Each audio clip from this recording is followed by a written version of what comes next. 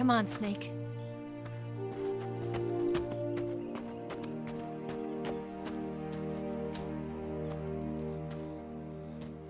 We made it. We made it. Over there.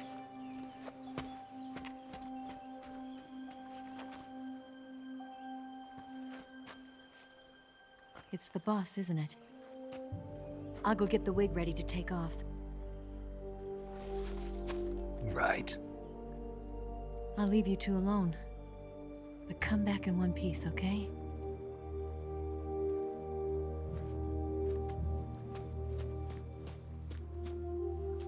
Promise me!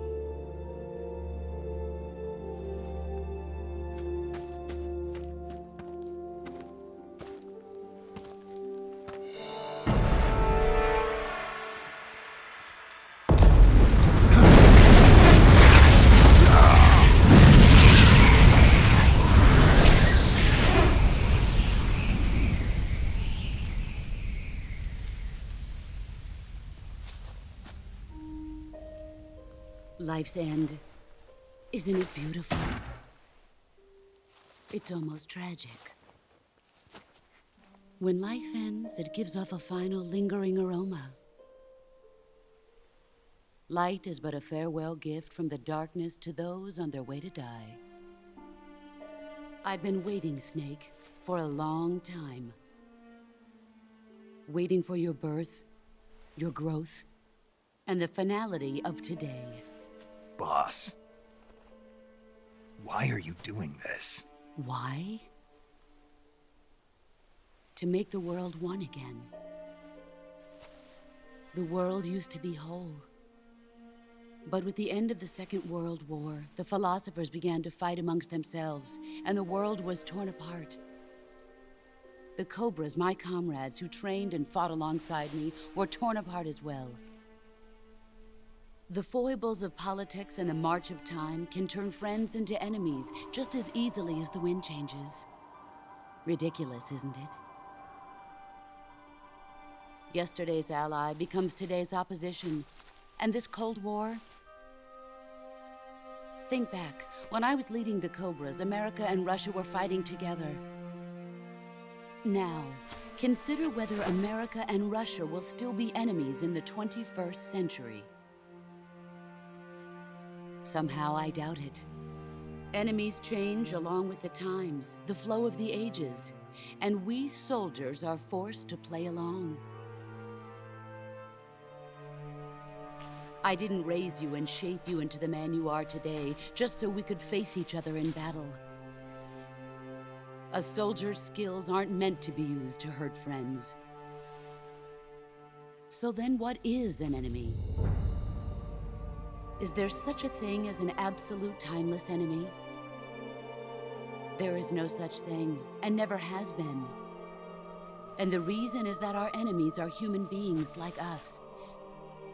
They can only be our enemies in relative terms. The world must be made whole again. The philosophers must be reunited. I will devote my skills to that purpose. And with the Colonel's money, I will achieve that end.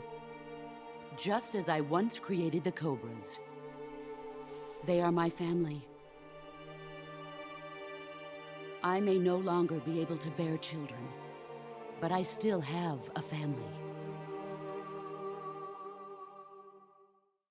It was November 1st, 1951.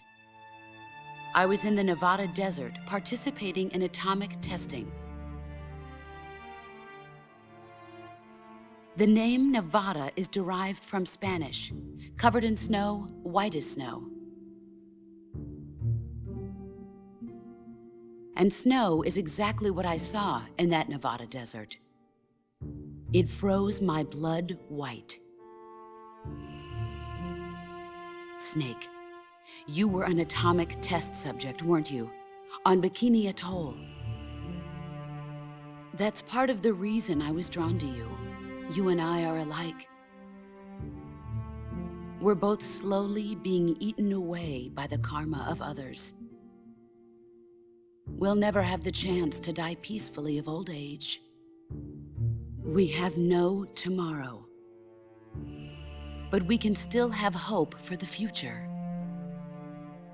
In 1960, I saw a vision of the ideal future from space.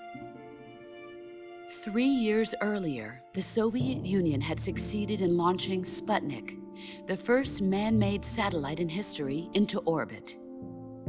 This came as a huge shock to the United States. In response, America threw everything it had into its own manned spaceflight project, the Mercury program. Even as the Soviets seemed poised to send their first man into space, America was still experimenting with chimpanzees and rockets. The government wanted human data. So they secretly decided to send a human being into space. I was the one they chose. At the time, they didn't have the technology to block out cosmic rays, and whoever they sent up would inevitably be exposed to heavy radiation. That's why they chose me. After all, I'd already been irradiated once. Of course, you won't find any of this in the history books. I could see the planet as it appeared from space. That's when it finally hit me. Space exploration is nothing but another game in the power struggle between the US and the USSR. Politics, economics, the arms race, they're all just arenas for meaningless competition. I'm sure you can see that, but the Earth itself has no boundaries. No East, no West, no Cold War. And the irony of it is, the United States and the Soviet Union are spending billions on their space programs and the missile race, only to arrive at the same conclusion. In the 21st century, everyone will be able to see that we are all just inhabitants of a little celestial body called Earth. A world without communism or capitalism, that is the world I wanted to see. But reality continued to betray me. In 1961, I was sent to Cuba, to Bahia de Cochinos. It was part of a CIA-sponsored invasion under the guise of taking Cuban exiles back to their country. But the US government betrayed them. Our weak-kneed president held back their air support. Defenseless, the exiles were annihilated by the Cuban army. All I could do was watch in silence. I was set up by the very country I'd sacrificed so much for, by the very government I dedicated my life to defending. I was driven from the surface world, and I went underground. Then, 2 years ago, I faced the Sorrow, my old comrade in battle. He was my friend. But one of us had to die. I was left with no choice. The Sorrow gave his life for me. There is no enmity between us. One must live, and one must die. That was the mission. The ones who gave me that mission were the philosophers. Early in the 20th century, the true holders of power in the United States, the Republic of China, and the newly formed Soviet Union gathered together in a secret meeting that would later be known as the Wise Men's Committee. The secret pact they formed there marked the beginning of the philosophers. But the last of the original members died in the 1930s. After that, the organization began to run out of control, and the Wise Men's Committee degenerated into a mere shell of its former self. The philosophers of today have no sense of good or evil. Their influence extends to countries and organizations involved in every aspect of every war. They have become war itself. That's how they operate. The sacrifices of war cause a shift in the times. This shift leads to renewed conflict, and in turn triggers the next war. Like a nuclear chain reaction, each conflict sparks countless others, forming an endless spiral that will continue on for eternity. Do you understand what I'm saying, Snake? By consuming me and you, the philosophers intend to keep that cycle going forever. It was my father who explained all of this to me. He was one of them. You see, I am the last remaining child of the philosophers. But after he revealed the truth, my father was killed by that same shapeless, formless organization. And my father isn't the only thing the philosophers have taken from me. In June of 1944, the Cobras and I took part in the landing at Normandy. We'd been given a top-secret mission to locate and destroy enemy V-2 rocket installations. I was pregnant at the time. The Sorrow was the father. I gave birth on the field of battle. A beautiful baby boy. But my child was snatched away from me by the philosophers.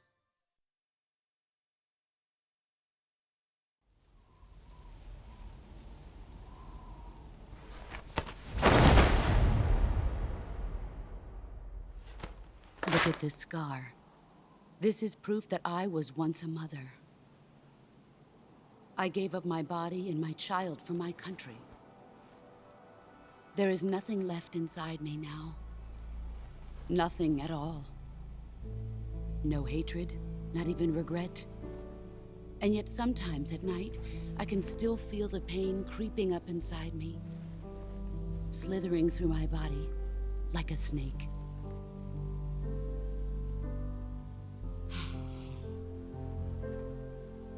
I've never talked this much about myself before. Thanks. Thanks for listening to me.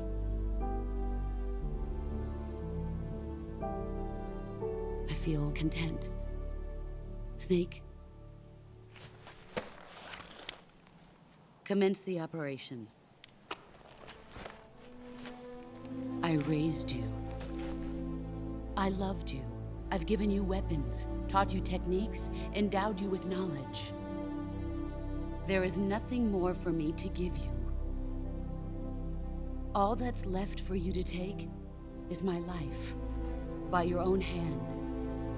One must die, and one must live. No victory, no defeat. The survivor will carry on the fight. It is our destiny. The one who survives will inherit the title of boss.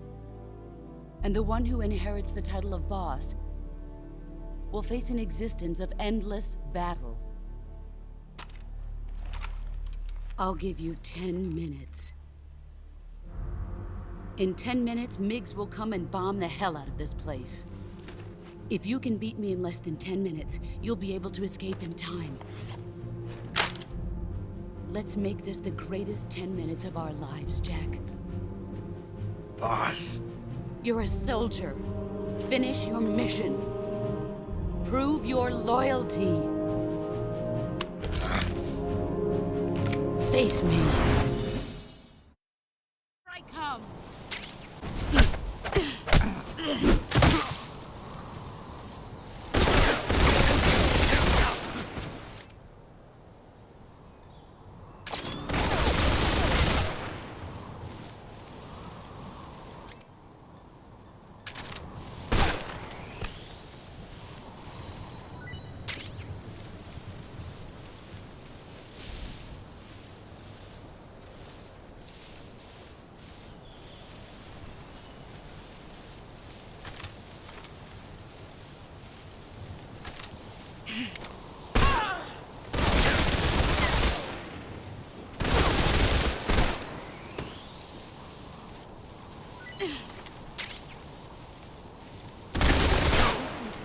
Time to play rough.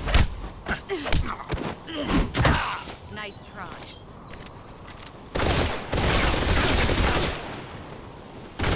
Not the man I thought. All these... Heads up!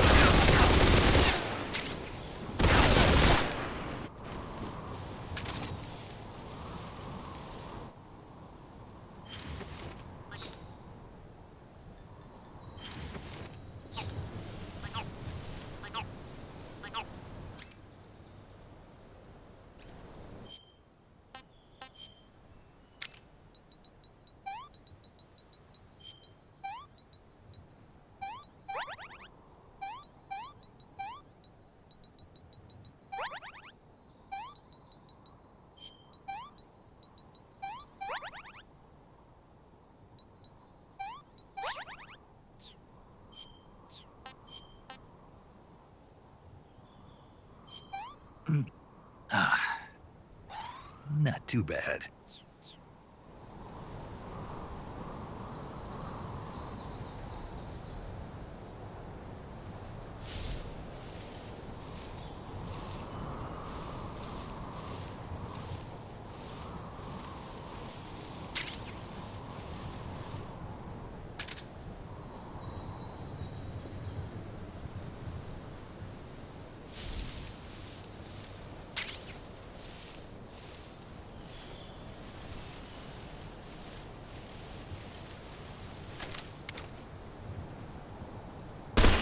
I found you.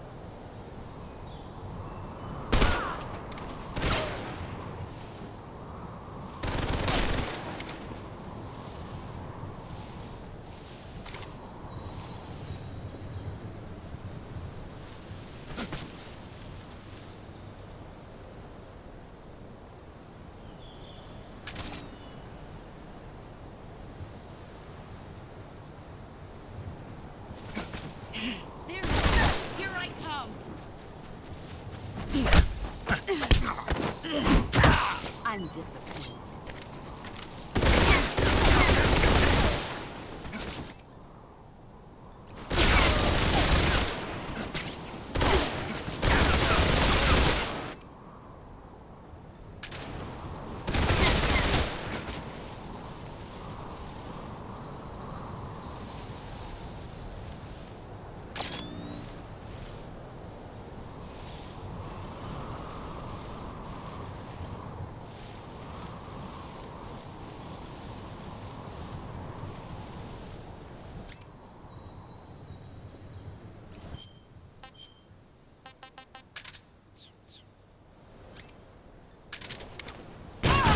You've got to brace yourself.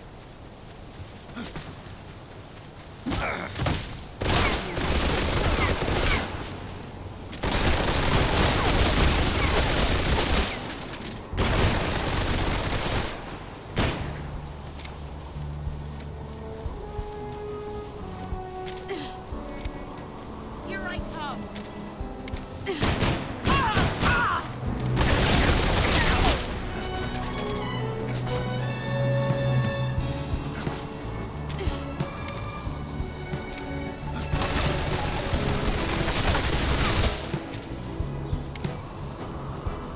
Get ready. Brace yourself.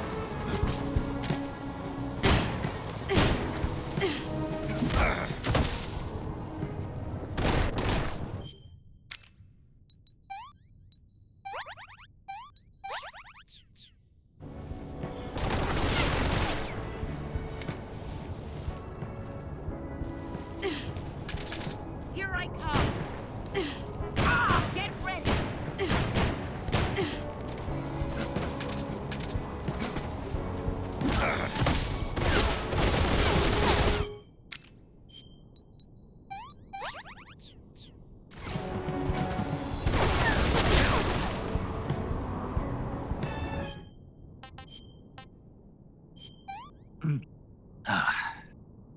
Can't complain.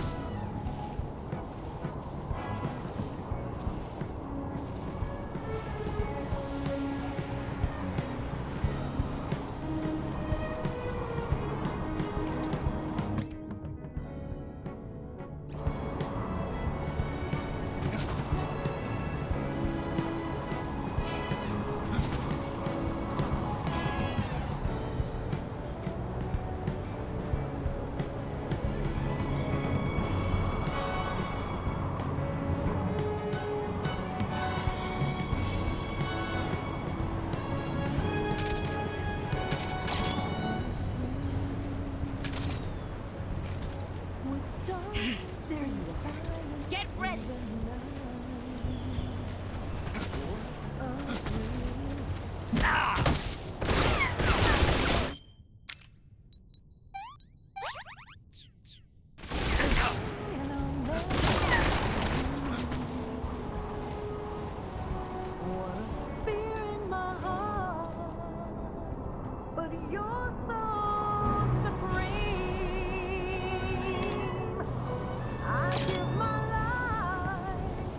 Not for honor, but for you.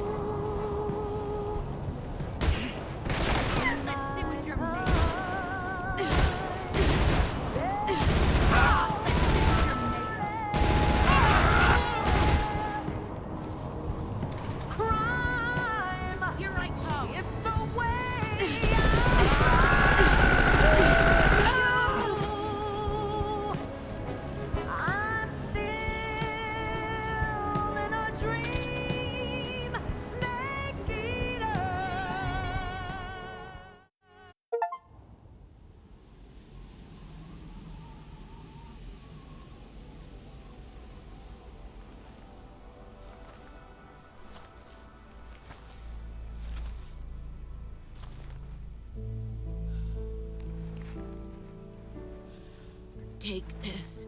Keep it safe.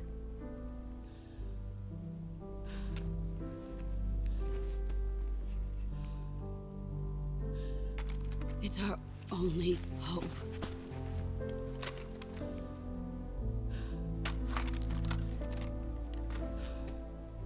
A patriot?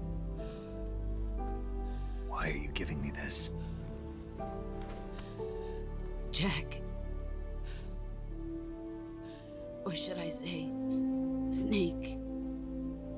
You're a wonderful man. Kill me. Kill me now. Do it.